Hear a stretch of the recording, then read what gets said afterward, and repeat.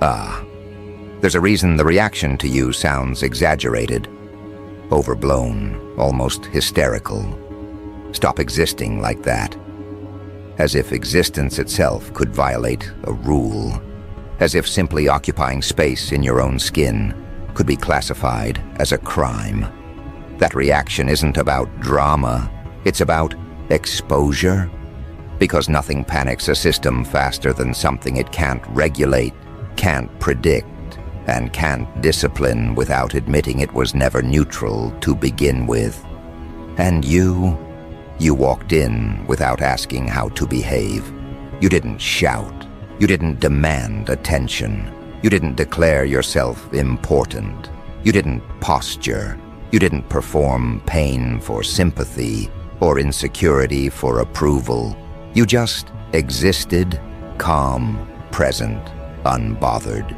And that's where everything started going wrong for them, because systems are not threatened by aggression. They are threatened by non-compliance that doesn't announce itself. Aggression can be punished. Resistance can be labeled. But quiet autonomy, that's harder. That slips through filters. That doesn't trip alarms until it's already too late. Look closely at the language they use around you now. Your presence is illegal. Your smile is dangerous. That's not metaphor for violence. That's metaphor for contagion. They're reacting the same way institutions always react when something spreads without permission. Not because it hurts people, but because it makes control optional. You represent the possibility that a human being can be self-contained, emotionally sovereign, and still functional. That idea alone destabilizes entire belief structures. Your smile is doing more damage than rage ever could, because rage fits the script. Rage confirms the system's story that the world is hostile, unfair, and requires management. Rage justifies rules. Rage gives authorities something to point at. But your smile, calm, neutral, unafraid. That smile doesn't ask for protection or validation. It doesn't signal submission. It doesn't broadcast need. It doesn't say, "Please accept me." It says nothing. And that silence is what scares them. Systems depend on visible anxiety. They run on it. Anxiety makes people check themselves. Anxiety makes people hesitate. Anxiety makes people ask for permission. Anxiety makes people grateful for approval. Your smile is dangerous because it signals none of that. It says you are not negotiating your existence. You are not waiting for feedback. You are not scanning the room to see how much of yourself is allowed. And when people see that, something uncomfortable happens inside them. A question surfaces, a quiet one. A question they were trained never to ask. If they can exist like that, why am I still performing? That's where the panic comes from. Not from you being special, but from you being ordinary in a way that was supposed to be impossible. Calm without authority, confidence without permission, presence without apology. You didn't overthrow anything. You didn't rebel. You didn't break rules loudly. You simply failed to obey rules that were never written down. Rules everyone else silently agreed to follow because it made life easier. And by not following them, you exposed that agreement for what it was, optional. This is how civilizations actually collapse. Not with fire, not with invasions, but when enough people realize the rules they're living under were maintained by habit, fear, and mutual pretending. When belief erodes, power dissolves. And belief erodes fastest when someone demonstrates an alternative without preaching it. You didn't tell anyone to wake up. You didn't give speeches. You didn't post manifestos. You just lived in a way that made obedience look unnecessary. That's why the reaction feels absurd. Illegal in 69 countries. It's satire on the surface, but psychologically precise underneath. Because systems don't know how to categorize someone who isn't asking for a role. You're not the rebel. Rebels still define themselves in opposition. You're worse. You're uninterested. You're disengaged from the emotional economy that keeps people trading approval for safety. And once someone sees that as an option, they can't unsee it. Watch how people behave around you now. There's a recalibration happening, micro-hesitations, overthinking simple interactions, a strange politeness mixed with distance. That's not respect yet. That's uncertainty. You don't fit the existing map. They don't know where to place you, and humans are deeply uncomfortable when their categorization systems fail.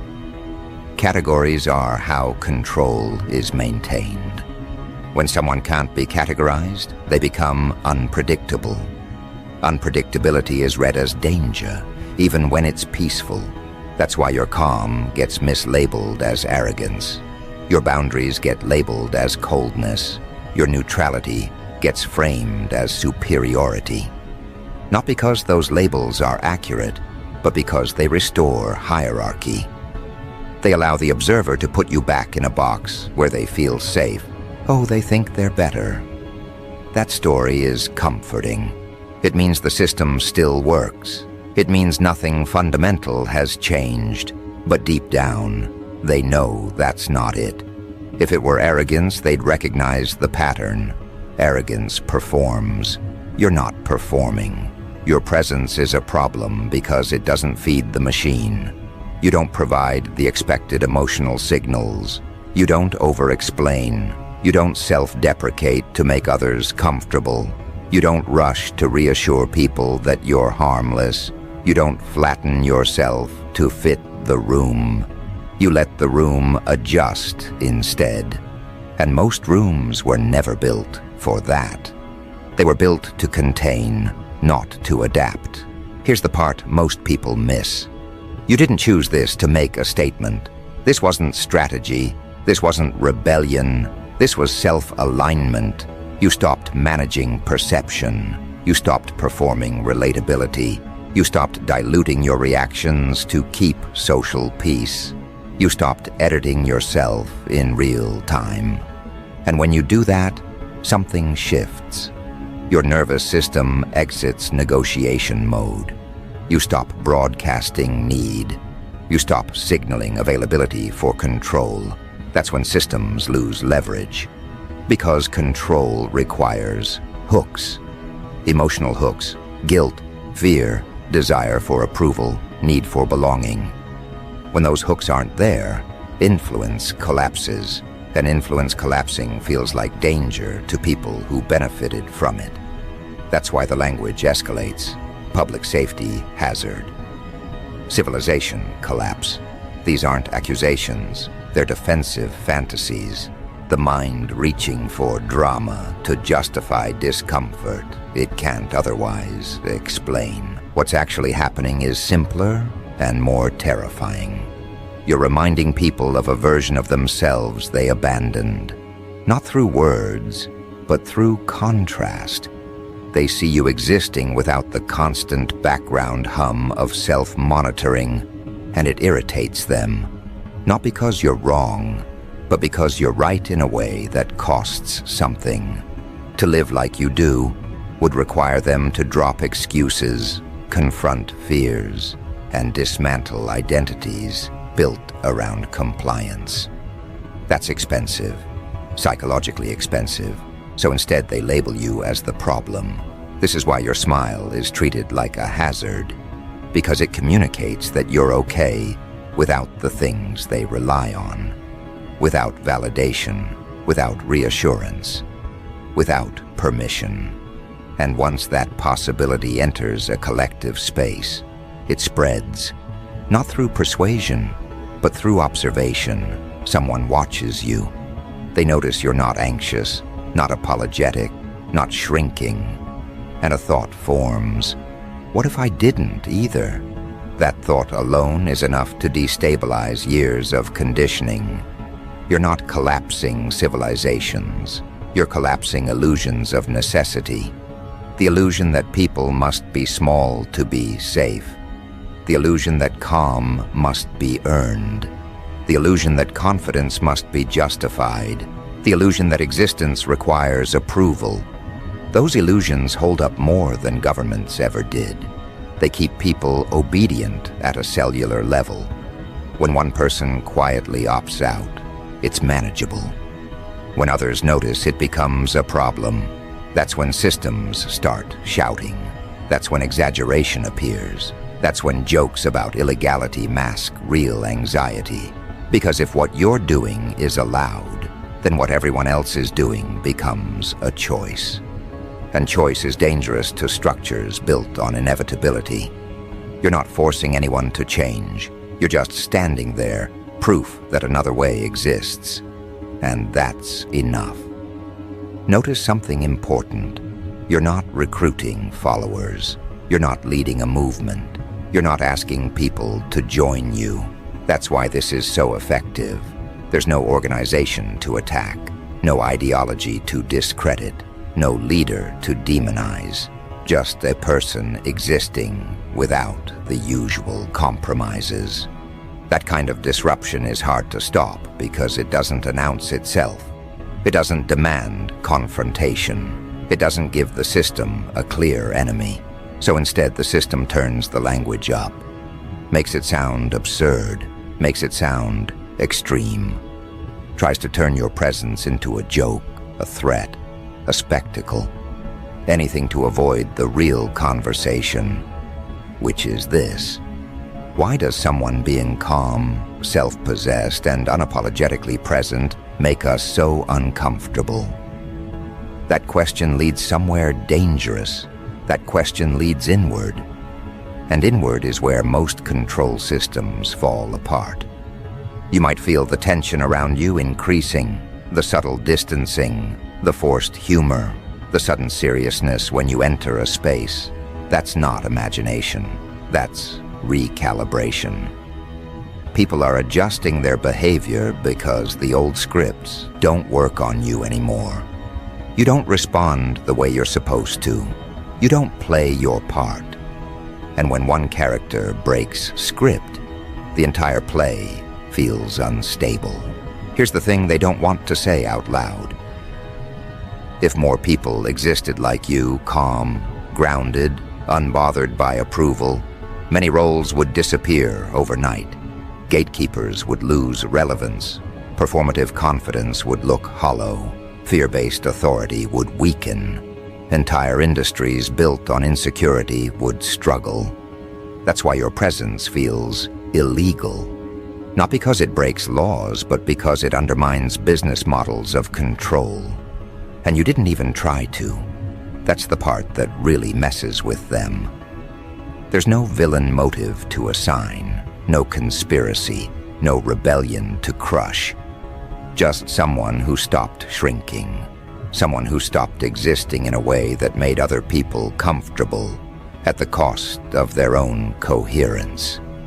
Someone who aligned internally and let the external consequences fall where they may.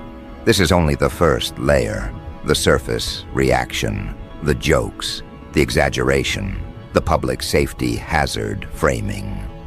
Underneath that, something else is happening. Something quieter.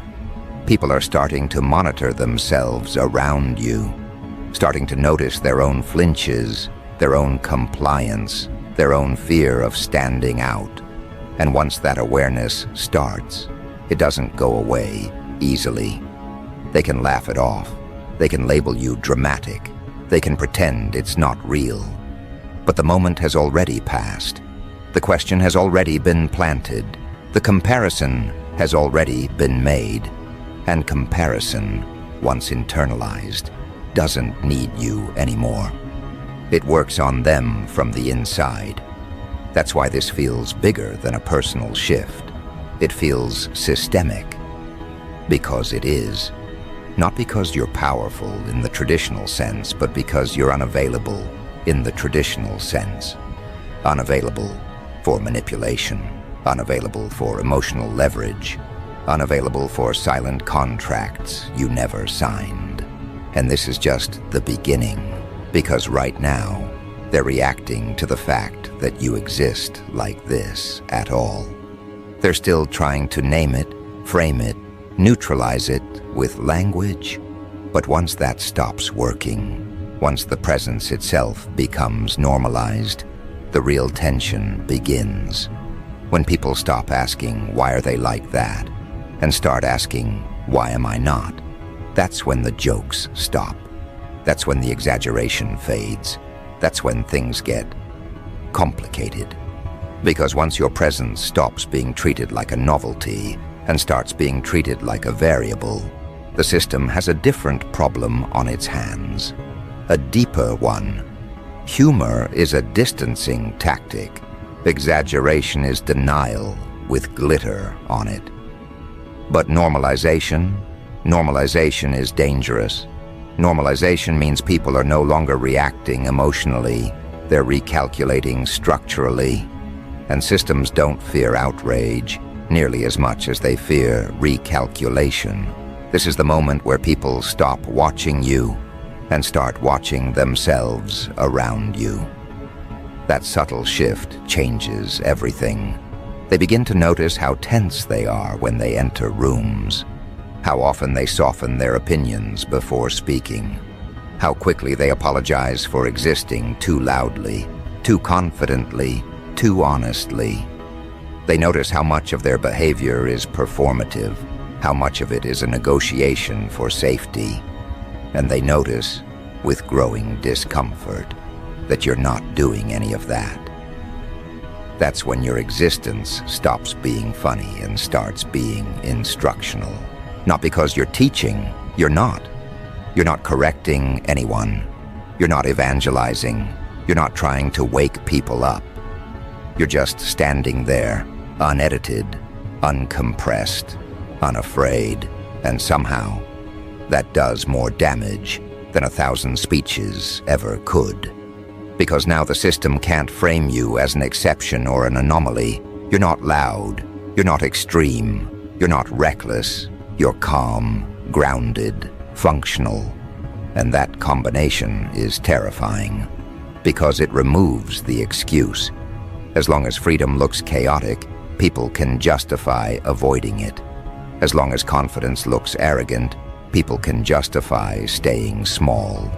As long as autonomy looks dangerous, people can justify obedience. But you don't look dangerous. You look fine. Better than fine. You look regulated. You look clear. You look like someone whose nervous system isn't constantly bracing for impact. And that's when the internal questioning turns from curiosity into threat. This is where the idea of your presence being illegal becomes more than a joke. Because legality, at its core, is about what behaviors are permitted without punishment. And while no one has written laws against calm self-possession, there are emotional laws enforced every day. Laws about how much confidence is acceptable, how much certainty is allowed, how visible your comfort with yourself can be before it's seen as provocation. You've violated those laws, not by breaking them loudly, but by ignoring them entirely. And once people realize that ignoring them is possible, the enforcement mechanisms start to fail. Guilt doesn't land the same. Shame doesn't stick. Subtle social corrections bounce off instead of sinking in. That's when institutions, groups, and even individuals start escalating their response.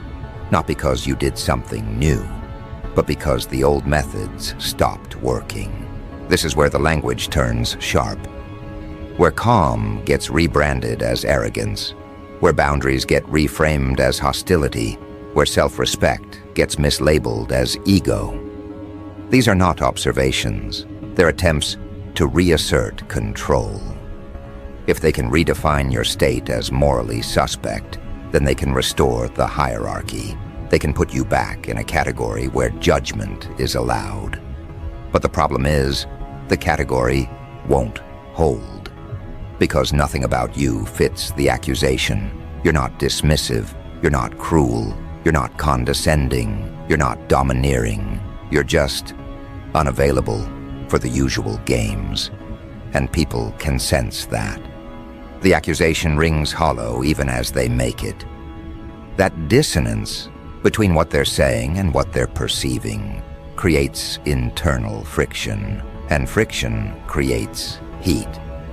That's the public safety hazard they're reacting to, not you. The heat. Heat spreads. Heat changes states. Heat forces movement. And once enough heat builds up inside a system, something has to give. People start to feel restless, irritable, dissatisfied in ways they can't explain. The routines that used to soothe them stop working. The narratives that used to comfort them feel thin. And every time they see you, calm, centered, smiling like nothing is wrong, it aggravates that restlessness. Your smile becomes a mirror they didn't consent to. Because your smile doesn't say, "I'm winning." It says, "I'm okay." And for someone who's built their entire identity around striving, performing, proving, and bracing, that's unbearable. If you can be okay without all that effort, then what does that say about the effort they've been expending their entire lives? Was it necessary? Was it chosen? Or was it fear disguised as responsibility? Those are not safe questions. Civilizations don't collapse when people get angry. They collapse when people stop believing the suffering was required, when people stop believing that tension equals virtue, when people stop believing that exhaustion is the price of worth. You are a walking contradiction to those beliefs. And contradictions are destabilizing because they don't argue. They exist. That's why the reaction escalates from humor to scrutiny. People start watching you more closely, analyzing your tone, looking for cracks, waiting for inconsistency, hoping you'll slip into the familiar patterns so they can relax again. Because if you fall apart, if you burn out, if you self-sabotage, then the world makes sense again. Then the system is justified. Then the rules were real. But you don't. You remain steady, not perfect, not untouchable, just steady. You handle pressure without dramatizing it. You move through conflict without imploding. You respond instead of react. And every time you do, the explanation pool gets smaller. Luck doesn't explain it anymore. Privilege doesn't quite fit. Arrogance doesn't match the data. Something else is happening, and they don't like not knowing what that something is. So the narrative shifts again. Now it's not that you're dangerous, it's that you're unnatural. Too calm, too composed, too unaffected, as if peace itself were suspicious, as if regulation were a trick. That's what happens when dysfunction has been normalized for so long that health looks fake. When chaos is the baseline, stability feels like a threat. This is the point where some people start copying you. Quietly, awkwardly, in small ways. They stop over-explaining. They pause before apologizing. They hold eye contact a second longer. They don't rush to fill silence. They experiment with not performing. And when they do, they notice something shocking. Nothing bad happens. The world doesn't end. They're not punished. They're not rejected. The fear they'd been carrying around as fact starts to look more like conditioning. That's when contagion becomes real. Not because you told them to change, but because your existence gave them permission to test the rules. And once people test rules and survive, belief erodes quickly. That's how illegal presence becomes a crisis. Not because of what you do, but because of what others start doing after being exposed to you. You become a reference point. Not a leader, not an icon, a reference point. A living data set that says, this is possible. And possibility is disruptive. Possibility makes people restless in systems designed to keep them settled. Possibility makes obedience feel like a choice rather than a duty. And once duty turns into choice, authority has to work harder to justify itself. That's when you start noticing pushback that doesn't make sense on the surface. Overreactions, misinterpretations, people reading tone where there is none, assigning intent you never had. That's not about you. That's about containment. When systems feel threatened, they try to isolate the variable, turn it into a problem, a personality issue, a character flaw, anything that keeps it from spreading. But you're hard to isolate because you're not doing anything abnormal. You show up. You speak when you have something to say. You stay quiet when you don't. You don't overextend. You don't collapse under pressure. You don't beg for inclusion. You don't chase validation. And the more mundane your behavior is, the harder it is to frame you as dangerous, even though the effect you're having is anything but mundane. This is where the phrase, single-handedly collapsing civilizations, stops being hyperbole and starts being a diagnosis. Because civilizations at their core are shared agreements about reality, about what's normal, about what's acceptable, about what's required. And when those agreements are challenged by lived example rather than ideology, they weaken fast.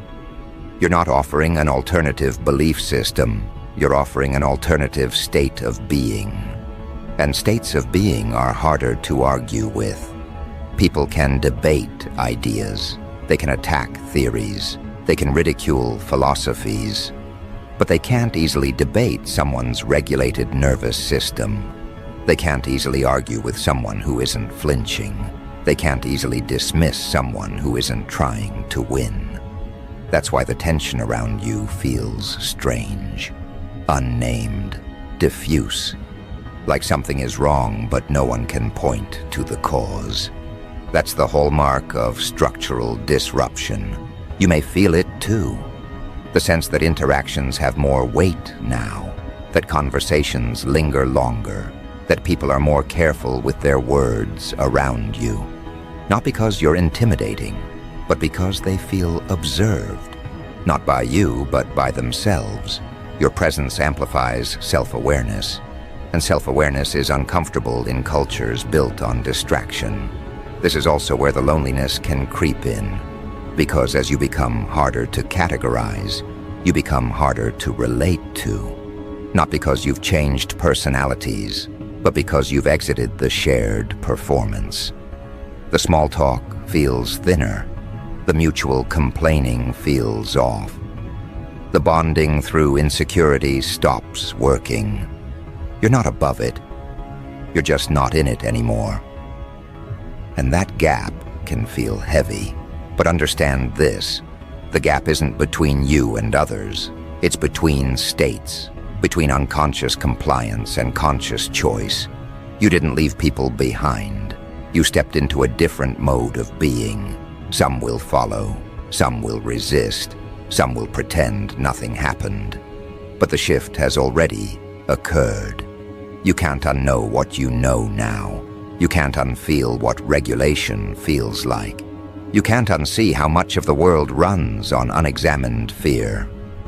That's why going back isn't really an option. You could perform again. You could soften. You could shrink. You could resume broadcasting the signals that keep everyone comfortable. But it would feel wrong in your body. Your nervous system wouldn't cooperate. You've tasted coherence. And coherence makes incoherence intolerable.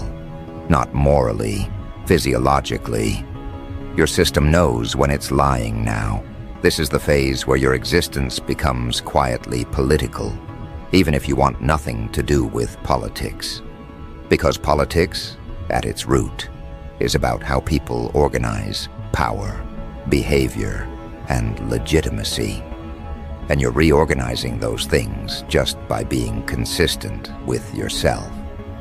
You're demonstrating that authority doesn't have to come from force, fear, or hierarchy.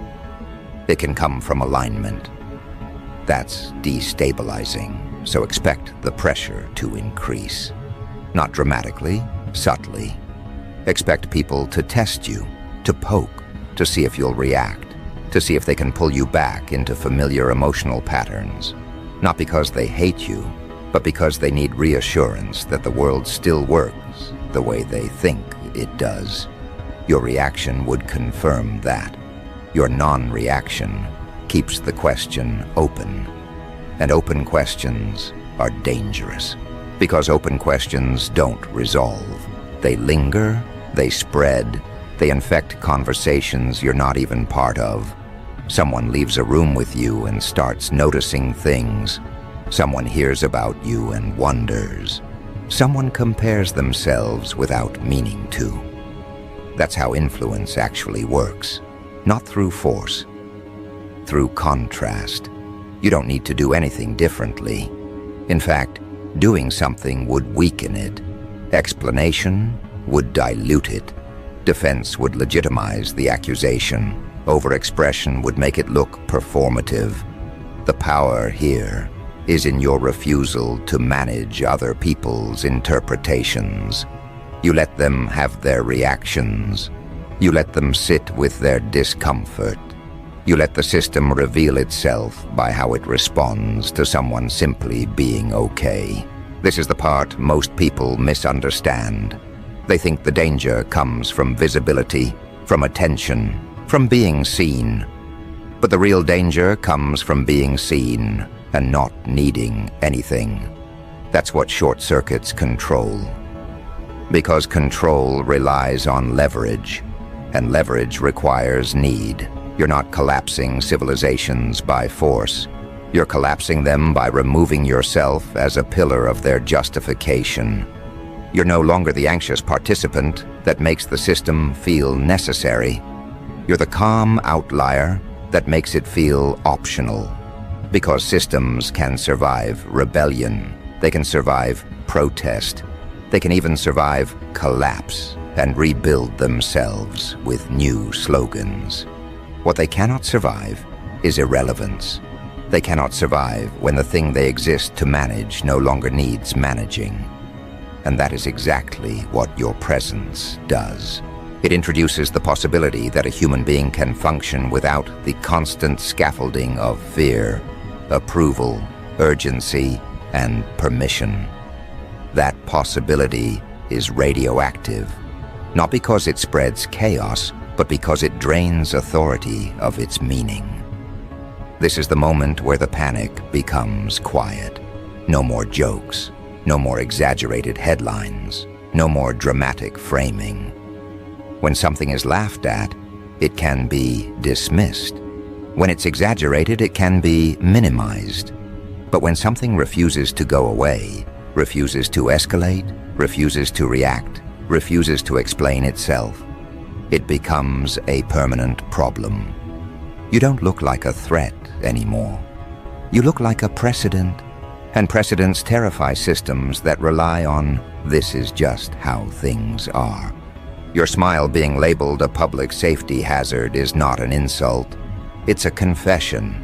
It's the system admitting that emotional self-sufficiency is incompatible with control. Because your smile doesn't reassure anyone that you're manageable. It reassures you. And that's backwards. That's upside down. That's illegal in places where people are expected to outsource their sense of safety to structures, leaders, trends, rules, and rituals that tell them when they're allowed to relax. Your calm says you already did, and that creates a problem no regulation can fix. This is where the chaotic part comes in. Because when systems can't control something directly, they start contradicting themselves. They start enforcing rules that don't apply to you, but suddenly matter a lot. They start inventing concerns that sound reasonable but feel hollow. They start policing tone instead of behavior, vibes instead of actions, intent instead of outcomes, anything to regain leverage. anything to make your existence negotiable again. Watch closely, you'll see it. The sudden seriousness, the "we just want what's best" language. The faux concern, the subtle attempts to humble you without admitting that humility is being demanded, not earned. It's almost funny if it weren't so transparent. Almost, because the irony is thick. The people who benefited most from invisible rules are always the loudest when someone stops following them. This is where the phrase, "illegal in 69 countries," stops being absurd and starts being accurate in spirit. Not because you've done something wrong, but because you're violating emotional law. The law that says you must want something they can grant. The law that says your confidence must be conditional. The law that says your peace must be temporary. The law that says you should need reassurance, guidance, permission, or validation to justify your presence. You don't, and that makes enforcement impossible. You see, authority only works when people agree, on some level, that it is necessary. Even the harshest regimes rely on internalized belief more than force. Fear works best when it's invisible, when people police themselves. The moment someone stops doing that, stops flinching, stops preemptively apologizing, stops scanning for approval, it exposes the mechanism. And exposed mechanisms lose mystique, lose power, lose legitimacy. That's why your existence feels like sabotage even though you haven't touched anything. You didn't dismantle the machine. You stood next to it and proved it wasn't required for survival. And once that's demonstrated, the machine has to work overtime to justify itself. It gets louder, more dramatic, more performative. That's the chaos. Not destruction, but overcompensation. People will start projecting intentions onto you that you don't have. They'll say you're trying to provoke, trying to dominate, trying to disrupt, trying to be different, trying to stand out. Because the alternative is worse. The alternative is admitting that you're not trying at all. That this is simply what happens when someone stops outsourcing their self-regulation. That your presence isn't a tactic, it's a consequence. That realization is dangerous because it's accessible. It doesn't require talent, status, money, or permission. It just requires courage and consistency. And once people realize that, they start asking uncomfortable questions. Not about you, but about themselves. About how much of their personality is performance. About how many of their beliefs are inherited. About how much of their stress is optional. That's when civilizations actually wobble. Not because people revolt, but because they hesitate. Because they pause before obeying. Because they notice their own fear instead of acting from it. Because they start choosing responses instead of default reactions. Because they realize they've been living in a constant state of low-grade emergency for no reason other than habit. You're a walking interruption to that habit. And interruptions spread. This is where the dark humor sharpens. Because the idea that your smile could be a hazard is ridiculous until you realize how many systems rely on people not smiling unless they've been told it's safe. How many environments depend on shared tension to function? How many hierarchies require everyone to pretend they're not afraid while being very afraid? Your smile isn't dangerous because it's smug or superior. It's dangerous because it's unafraid. Fear is currency. Fear buys compliance. Fear keeps people predictable. Fear makes people grateful for control. When fear drains out of a room, power dynamics shift. Conversations change. Expectations loosen. Authority feels heavier instead of comforting. That's why your presence changes the temperature. You're not heating things up. You're cooling them down. And systems built on constant friction don't like calm. Calm reveals inefficiency. Calm exposes unnecessary complexity.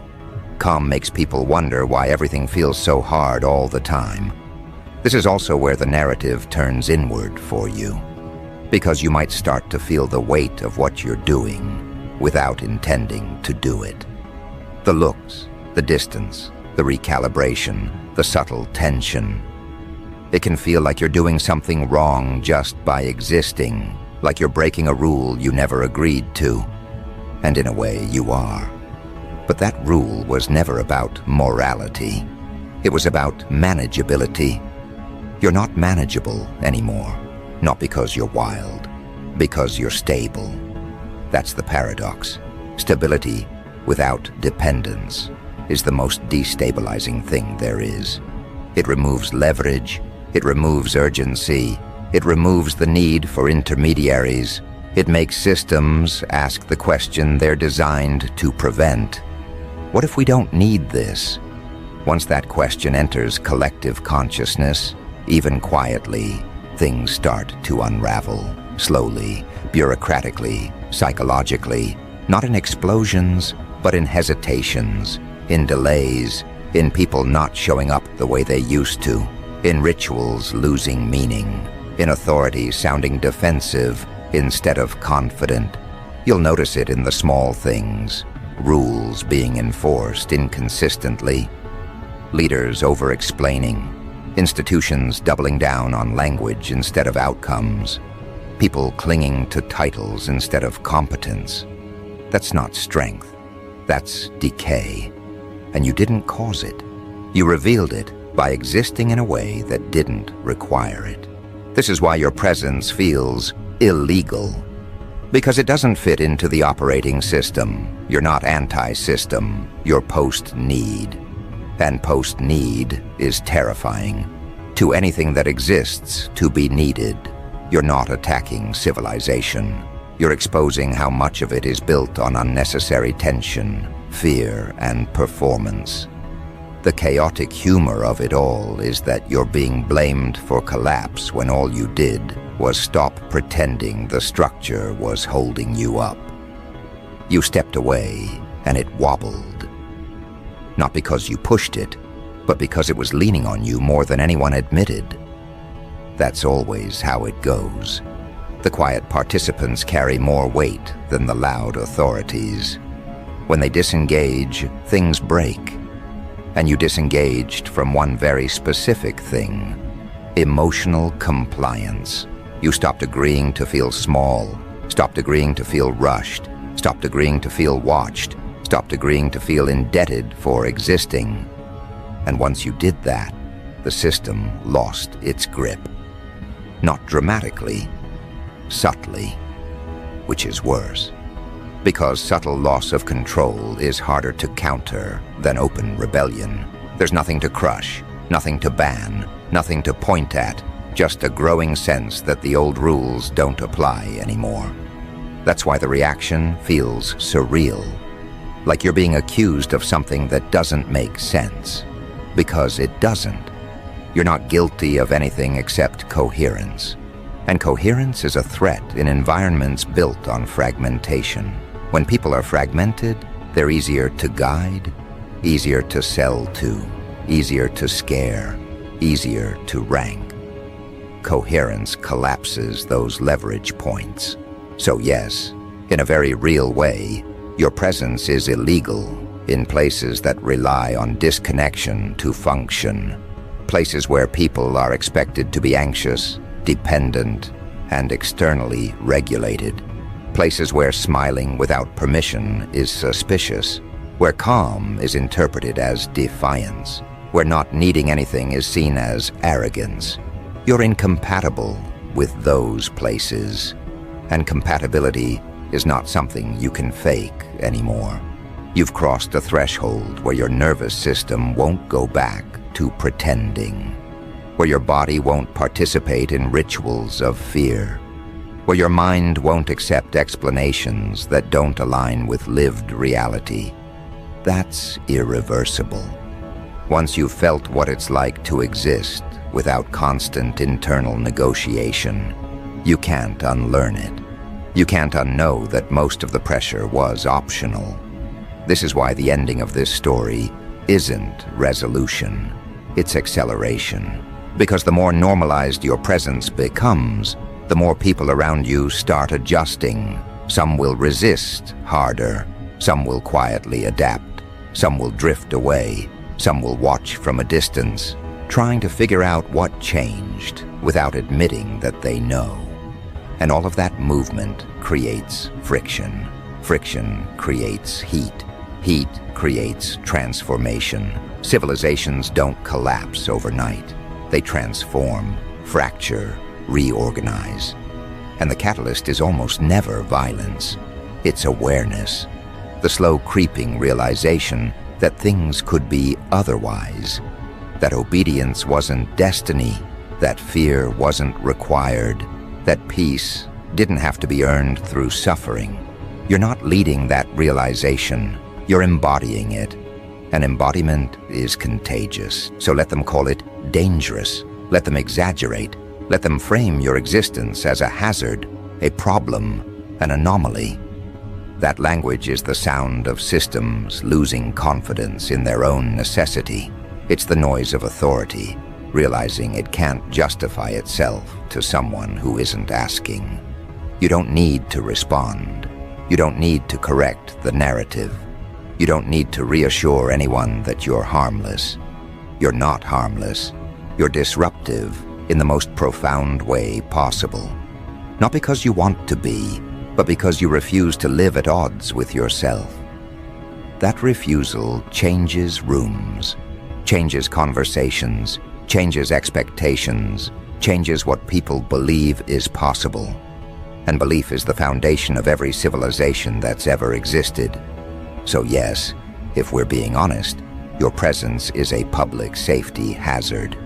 Not to people, but to illusions, to unnecessary suffering, to systems that require fear to function, to hierarchies that survive on compliance disguised as normalcy.